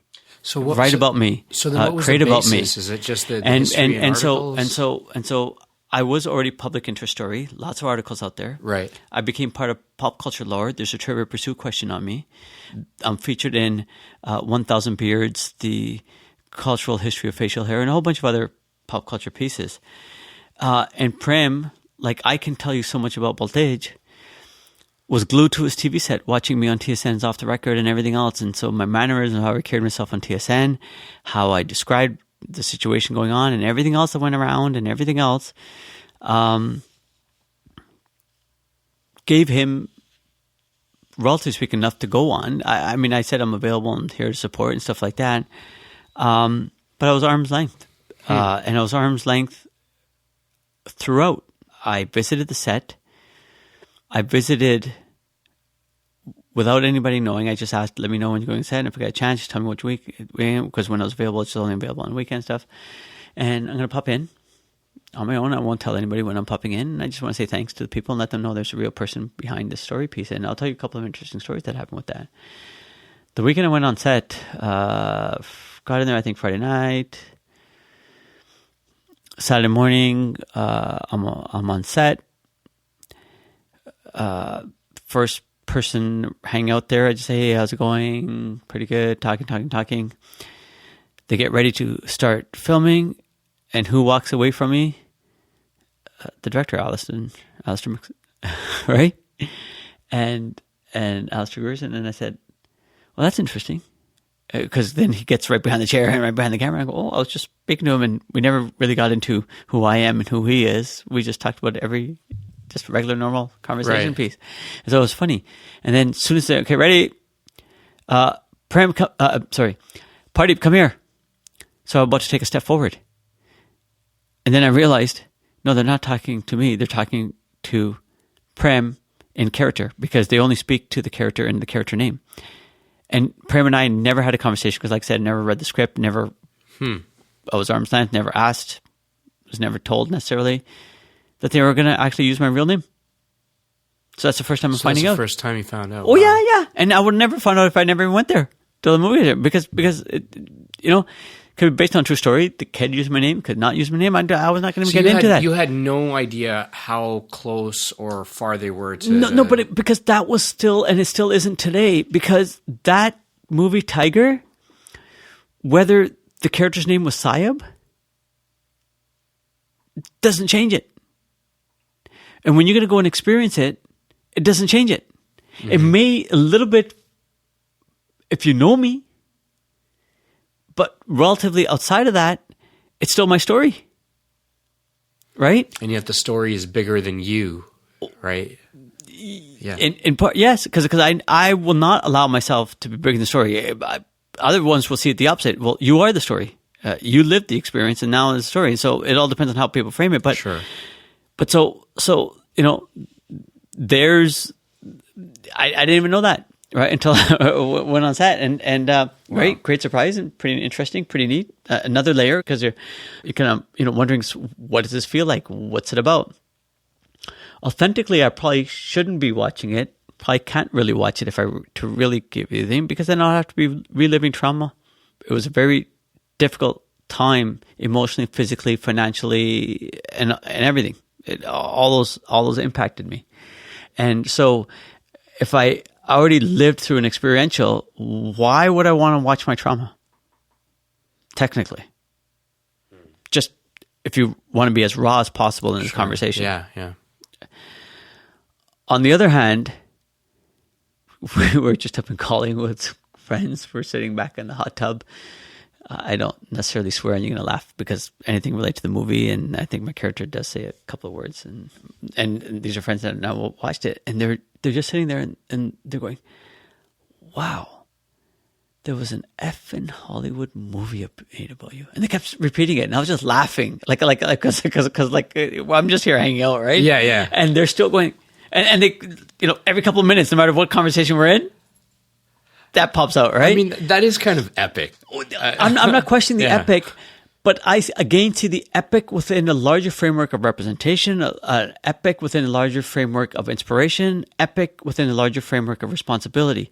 Because there's still work right now. Trying to get school kids out, trying to get part of that Cineplex educational program. There's work to be done. If I just leave it and say, hey, great, and where can I sign the next autograph? Who wants to speak to me and where to talk? Then I'm not even being authentic to who I am and what even created the movie to be even happening about me, because I stood up that time. I could have walked away, right? Mm-hmm. From what was presented to have to challenge, to have the right to compete. And equally, that doesn't stop just because there's a movie made on me. Right. Okay? The authentic work that I do, or who I am authentically, is part and parcel still of, I only see this movie as a responsibility. I don't, like I said, if I were to, you kind of make me sit and ask a question and dig deeper and stuff like that. I haven't shared anywhere else that piece where this trauma piece and stuff like that, through that lens and stuff like that. There's a responsibility for it right now. Mm-hmm. And that's how I perceive Tiger. Like I said, there'll be moments and there might be times, but it's not too far removed either, because I've been in the public eye for a long time now. I'm on the front cover history textbook, Trivial Pursuit question. That alone for people freaks them out. If anything, and a movie now, I guess, another layer. Yeah. But then again, look, you can have a movie because you're a serial killer. So again, how do I see it, and what do I need to be proud of? Because someone else can be proud of, and they can be a serial killer and still feel pride. Movie, wow, Hollywood, right? Yeah. And I don't think we would have the same conversation, or you wouldn't want them sitting in front of you per se asking that question. And so, yeah, wild. Come on, pinch me. I won't still feel it, believe it, maybe, you know what I mean? But great. And I would be just excited if that movie was based on somebody else's journey that way, or even some other character in another sport, but they were Sikh going there. What I like, and maybe I'm just kind of reading between the lines, but it almost feels like this now becomes just another tool almost in the arsenal of being able to have a bigger conversation about this thing that still needs to be sorted out, right? And film, the beauty of art and film and music, it's just the suspension of disbelief. And I can only imagine that there's probably literally thousands of young Sikh kids or brown kids or just white kids, just kids watching this, and they're going to see a character and they're going to understand the struggle, and they're not going to care that this person was Sikh or white or black or whatnot. And the story resonates, the story of being perseverant and triumphant and whatnot, at least in that context.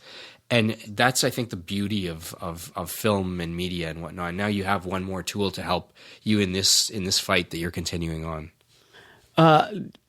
Absolutely. But again, I'll come back again. But who that person in the inspiration, determination, and struggle matters. Because like I said, kids will have a lot of opportunity and they will see. And Wonder would probably inspire kids of what that child is going through, being differently abled and perseverance and over the bullying. Because I got bullied also, you'll see in the movie Tiger and stuff like that.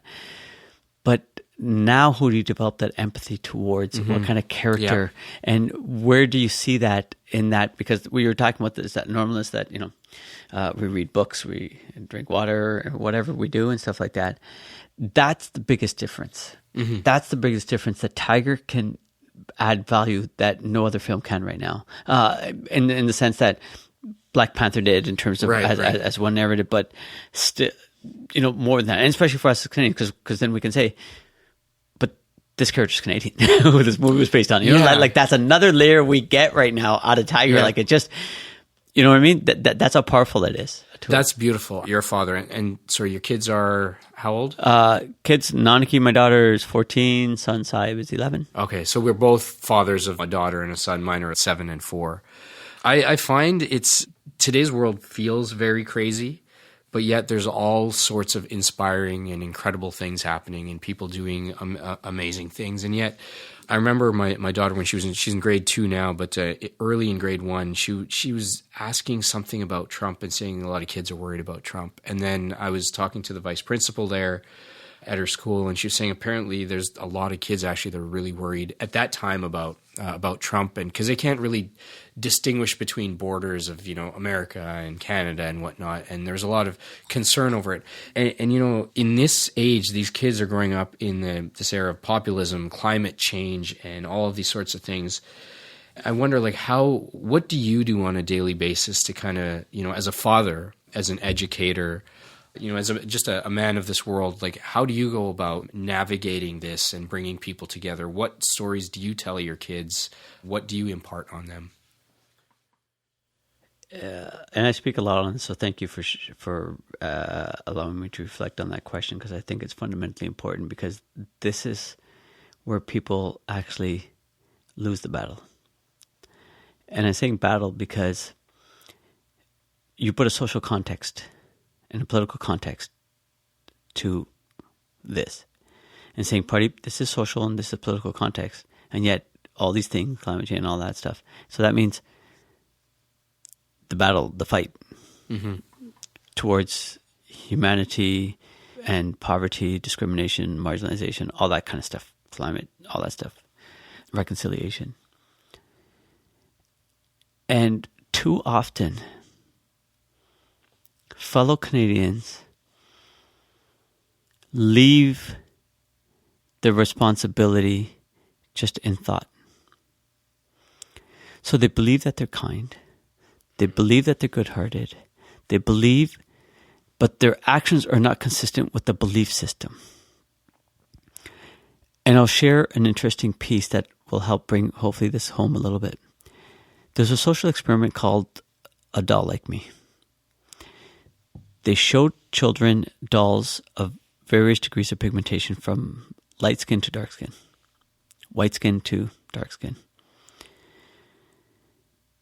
And consistently, the kids were asked, based on a series of questions, to choose the doll. Who would they want as their best friend? Who's the smart one? Who's the pretty one? And all that kind of stuff. And consistently, the light-skinned white doll was chosen by all participants who were from various backgrounds, racial backgrounds and everything. CNN decided to replicate that piece. I want to see how true is it still. There was a slight change, but not a statistical enough change in some of the responses of the black children. And CNN didn't do it with dolls, they just did it with the same pigmentation, but cut out characters of children character kind of thing with the pigmentation. And that was because there was a little while that black families and parents were trying to say black is beautiful and all that to the children as just the first level of a narrative piece for a little while. Because now they're trying to really expand that piece of just beyond that piece. And what was interesting was when they did it, they had the parents looking through that traditional glass where you can only see one way and not the other, and they watch the kids and stuff like that. And one of the individuals in the CNN study was a teacher. And so she watched her daughter, and she watched her daughter consistently choose the white doll, light-skinned doll. And afterwards, they approached the mother, and the mother was crying and said, "What's the problem?" And she said, "But that's not what I believe." And I laughed as an educator, because you asked as an educator and stuff. And I laughed because watching it and watching her reaction of crying was because what you believe and what you demonstrate through your actions are two different things. Right. Yeah. Two different worlds, in fact. Not even two different things, two different worlds. Mm-hmm. So to say I got nothing against LGBTQ, but never engaging your children with LGBTQ family or friends, or just supporting the Pride Parade, or anything else related to the LGBTQ community is not demonstrating what you believe. And so it's like if that mother was reading a book to her daughter, and in the book there's a police officer male and a firefighter male, and she says, "You know what? Girls and ladies can be police officers and firefighters." She might have won the gender war. But if she didn't say, "And so can black people," because I'm sure the picture was of a white firefighter and a white police officer. And so you see the work you actually have to do. Right. And so what you believe and how you behave and act are two completely different worlds and narratives. And that's the issue that we have at hand. Okay? And so for me, as a father, it's my behavior. Only my behavior that counts. My words are just words. In fact, they would be empty if my behavior is not consistent with them. Do I use words and everything? Of course. But it is only justified and validated and truthful when my actions speak the same way. And so that's the important part. That's the important part. And part of the piece, when you're talking about this piece around Trump and everything else, is to also accept a reality. And the reality is Trump is the president. Now, if you disagree, come back to what I was just sharing as a metaphor. I don't care what you think and disagree. I want to know what your actions are saying about your disagreement. Right. You know how I said, well, if you disagree, vote. Yep. Right? That's where I put my energy and emphasis on. And it doesn't have to be through hatred. It can just be a counteraction. I don't have to hate Trump to have to or think about wanting to vote against him. Sure, yeah. Okay, right? Because we've seen around. Some people said voted because there were a couple of core things that he said that he was willing to do or wanted to do that was core to what I would like to see our president do, and that's why I voted. I will accept those things for me that I voted for, and the rest is I couldn't care less. I don't even have opinion on. It doesn't even bother me, right? And so you also have to understand the context in, and if you're naive to that and stuff like that, then that's the same thing of what allowed people in this world that were devastating or negative in terms of their peace and how they conducted themselves when they had positions of power. And it's not unique to just political power; it's a lot of other pieces, right? Right. And so for me, as a father, my responsibility is heavily in my actions. I fully agree. I think that our children need to see, with their parents and hopefully even other people, adults particularly in their life, that actions are sort of consistent with the words and the messages we're giving. So, this is sort of a different strain, but your kids actually seeing you doing things that you're interested in and passionate about, if you have the luxury to be able to do those things, I think is kind of important, because when we tell our kids, follow your passion, follow your dreams, or, find something that interests you, try new things. If you just say that, but then you never actually do it, then it's not necessarily real yet. And so it doesn't even just have to be about politics or about race. I'm very thankful for, the parents that I have, and my father in particular, just being the man that he has. Most of what I've learned, I think, as a man and now, a father, is not from him telling me stuff. It's just from him being himself in the world. And, as I've gotten older and, have kids of my own, I start to realize how much I, through osmosis, just absorbed from him just being himself. And I think it has to be, in an ideal state, we need to get to a place where this is beyond just parents. It's like the community at large. Like there's an art school just up the street here, the Etobicoke School for the Arts, and there was that issue that came up, I don't know, it was a year ago or so, where there was a bunch of black students who were on a list. I work for the Toronto District School Board, and so the what they call specialized schools, right? In that case, we're the educators that we entrust our children in, and they're also part of this community and whatnot. Now, if they're perpetuating a distorted message, and that distorted message is not just having a negative effect, in this case, on black students, it's also having a negative effect on all other students, that it might either reinforce the same stupid narrative. It's going to make some people feel worse about themselves. Some people will get a false sense of grandiosity as a result. So as a society, I think we have to hold all of ourselves to account to make sure that our actions are as consistent with what it is that we say we believe. And if you don't believe in plurality, and you don't believe in representation, and you don't believe that these people should be here, I would personally almost prefer that you just came out and said it, because then at least we can have a conversation. We're not pretending anymore. And I think part of the problem has been that people have just avoided saying it for so long, but the problem never went away. So at least now we can at least take a first step and say, okay, look, you think that way. Let's talk about it. Let's try and understand why you even think that in the first place. I'm not a fan of that. No? That's saying, let's talk about sexism to a female, so that I can help try to figure this out as a male, because it is a male issue. And the victims are females, but sexism is predominantly a male issue. And maybe as part of the conversation too, have them bleed a little bit more, that I might finally get it. And because I've been doing this work professionally as well, the one thing that I fundamentally realized and have been sharing is that I can't wait for people to get it. Right. The pieces that you and I are talking about, some of these things have been going on for over 100 years in Canada. Yeah. We just have to disrupt. And in the disruption, people are going to have to either figure it out, get along, or try to avoid the disruption. Right. Human rights, equality, and all these pieces of inclusion has never in the history of mankind been voluntarily just given, afforded. Yeah, no. And so equally, the pieces that you're talking about from the experiences of the art school and everything else as part of the curriculum and education, I got no more time to have conversations with people. Yeah. The piece is, if the curriculum can change the way you and I have been speaking as part of this programming, it will already change the psyche.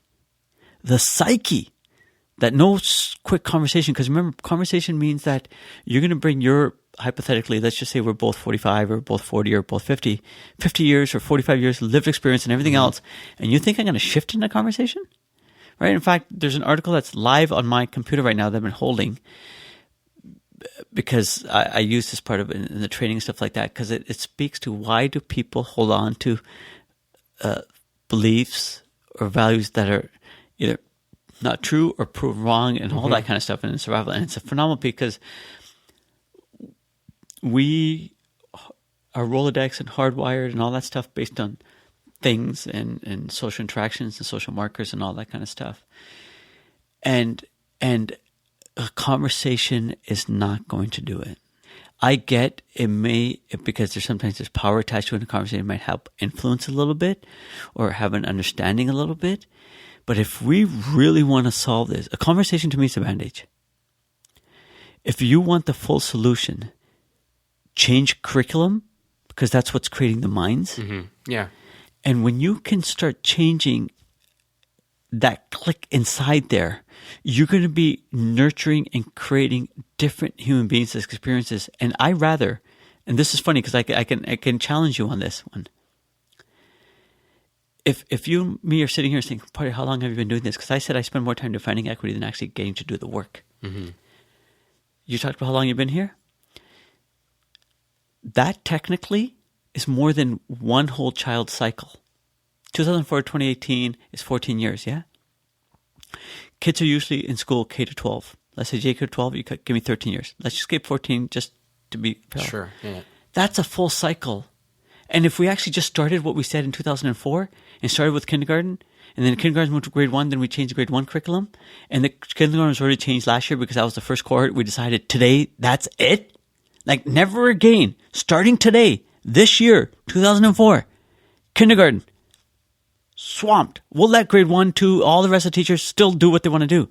And then next year, all we're doing is changing grade 1. 2, 3 still get to do what they want, but kindergarten's already changed last year, so it's going to keep working. And it has a process to allow you to continue to evolve, knowing your student population and just generally and other pieces. And then you build it. Guess what? I already had a system that works. That's all it technically takes. But as long as we keep fighting to figure out if it's canon, I'm still a good teacher. Are you saying I'm not a good teacher? And all the other stuff. Yeah. And fighting, why did you change me from grade 2 to grade 4? I just moved to grade 4. So who taught grade 4 last year? Can you give me your curriculum so I don't have to? Especially at our fingertips. There's no excuse, for example, when I go into schools and I talk about Remembrance Day, type in Sikh, soldier, Canadian. Just type in Sikh, soldier, World War I. 3 words that you can type into the most powerful machine at our fingertips. You don't need Pardeep to come in and do an in-service. No, right? I agree with you 100% on all this. I think my point is just that I would rather know that a person is sexist or racist or bigoted or whatnot than pretend that they're not because they just haven't said that thing and then they're going to continue perpetuating that belief. I think we need to do all of the things that you're suggesting, but we also need to just surface that, just be honest with ourselves that we are not in it. But that's not human instinct. And so in an ideal world, I would like to know, because then I can choose to either occupy a space, not occupy space, argue, not argue, have a conversation, not argument. I agree with you, 100%. Yeah. But the reality of that is you're asking us to dig deep to our very basic human basic instinct, and that is the mode of survival and defense. Yeah. Okay? And we're not evolved as human species with our emotional intelligence to make that pragmatic.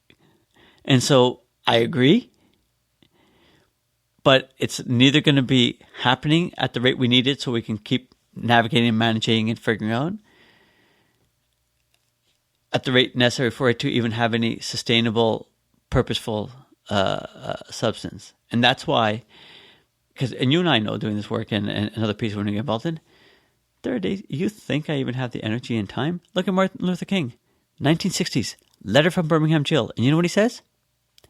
Listen, I usually don't write to my critics because if I do, then that's all I would have spent my time on. Mm-hmm. And I would have no time to actually do anything else, do good and stuff like that. And so, and I've told you, in my professional career, I've always said I've spent more time defending it. And that means trying to have just even a conversation to justify why I'm doing what I'm doing than actually doing my work. Mm-hmm. And that's a sad narrative that I just shared of the work I do. Right? Yeah, I will if hang out with you. I'll just professionally tell you, don't waste your time. People who still want to talk to me about the RCMP turban in 2018, that ship 1990 left. Yeah. And we don't have a turban police force. So what's your issue? Because I got a lot of other things I'm moving on, still trying to address. And you want me to go back there to try to figure this out very quickly for you? Your issue to figure out, if you want to figure it out. Yeah. Not my responsibility. Yeah, no, look, on that front, I agree with you. I think maybe it's the context because different situations might warrant. I agree. Sometimes I will. I think we're seeing increasing polarization here. I think that a big part of why I think Trump ended up, coming into power is because there's such a huge constituency of people who were legitimately struggling in this increasingly globalized world, watching their jobs go, across the pond. And they were also being misinformed, miseducated by the system at the same time. And if someone was even leaning towards voting for Trump, and maybe their reasons had nothing to do with him being, a racist, bigot, or whatever. Maybe it's because no other politician in that particular state or in that particular county had ever come around when they were actually struggling. And he's the first one that came through. Just the fact that he talked to him, if you even had that conversation with them, I think you would have, a person might have been able to uncover, here's what the actual grievance is, instead of just saying that they're, a racist and a bigot. Again, I agree, and I agree around that because I've deconstructed some of the pieces. We probably watched some of the same programs because I understand some of those pieces. In fact, if we don't want to really speak too much about the U.S. politics piece itself, we know that Clinton didn't go to some of the places she just thought were there, and they said, "Hey, she never came." We know. And then there's another ones that said, and he actually spoke to me, but like not even if he spoke to them personally, but as in I connected. He showed up, right? Yeah. He showed up, or he said certain things in a certain way. I'm going to keep pushing this on you. That's also selective, right? So who speaks, whose voice you want to accept, whose narrative you want to accept. And this is why I'm trying to tell you that I don't necessarily believe that Pardeep is wanting to be heard. My opinion wanting to be heard. My opinion, in addition to wanting to be heard, being accepted. Because remember, every single time I speak, if I speak in public and somebody has to publicly, they have to also see my turban and my pigmentation. Mm-hmm. And remember, we're talking about this concept of neutrality and non-neutrality? So that I am already starting off somewhere. Right. Let alone what I got to say. And then if I do say it, now there's a disruption and disconnect because they're trying to figure out how is this guy so articulate and why does he speak good English? And they're waiting to tell me I speak good English. And I'm trying to hear having a conversation. Yeah. But they want to say something to me. And do you see all the layers of that narrative that have to get done? I'm not at all questioning the validity of conversation because I agreed with you. I told you the way I see it right now is curve to curve. And if I have to, I won't do it from a curve. So I'm just like you. I won't do it curve to curve. I will at least come to the center, and I'll ask them to come to the center because I want them to know that we're allowed to disagree and still being able to shake hands and go and play a soccer game or do whatever we need to do. Yeah. I agree with that. Okay, because my process is exactly what you're saying. Because the piece that you were talking about here was we're so polarized that the process is just a yelling match. I agree wholeheartedly.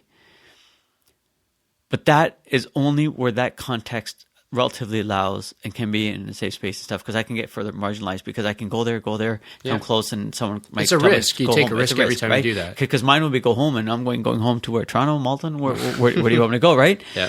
And I know where they're relative meaning and stuff like that, and they'll be more agitated and stuff like that. And so that's why it's not necessarily neutral in that space, because I don't get to come into this conversation sometimes as a relative equal as part of that piece.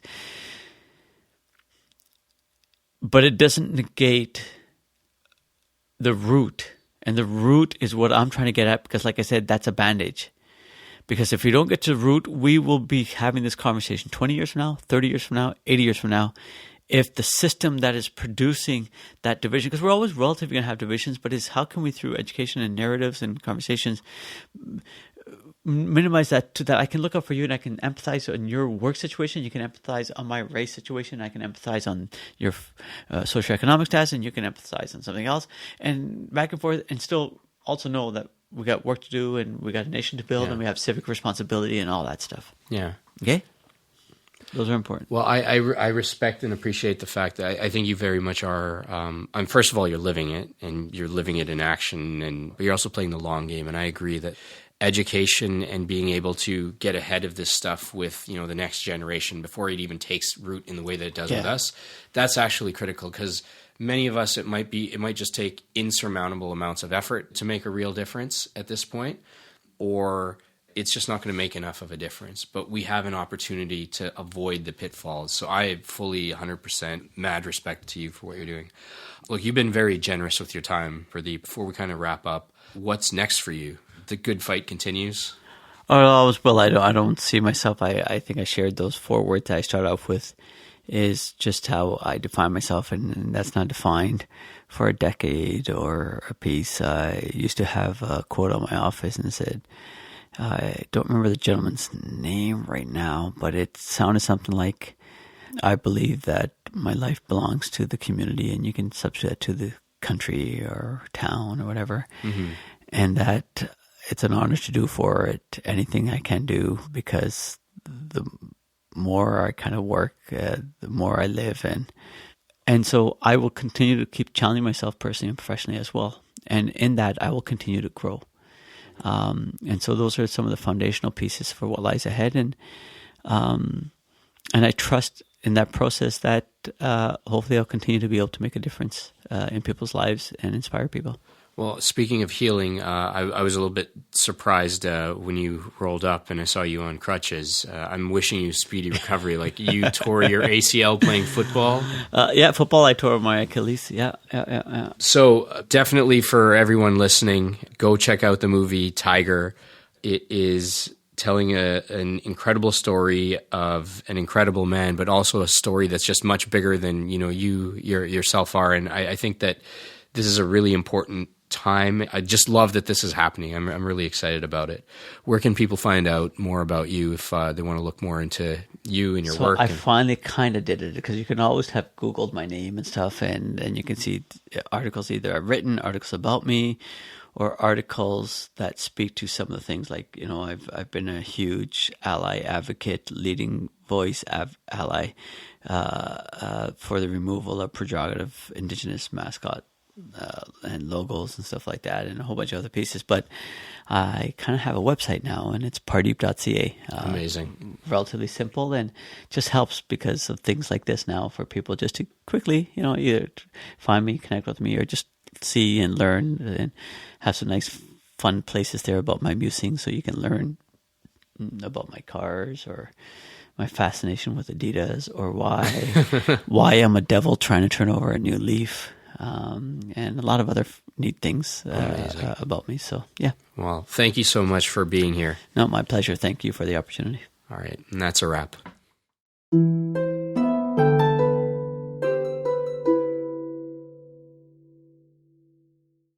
If you'd like to support the AwokenWord podcast, there are many ways you can do it. You can subscribe in your app of choice. We're on iTunes, Google Podcasts, Spotify, Stitcher, iHeartRadio, or TuneIn, for example.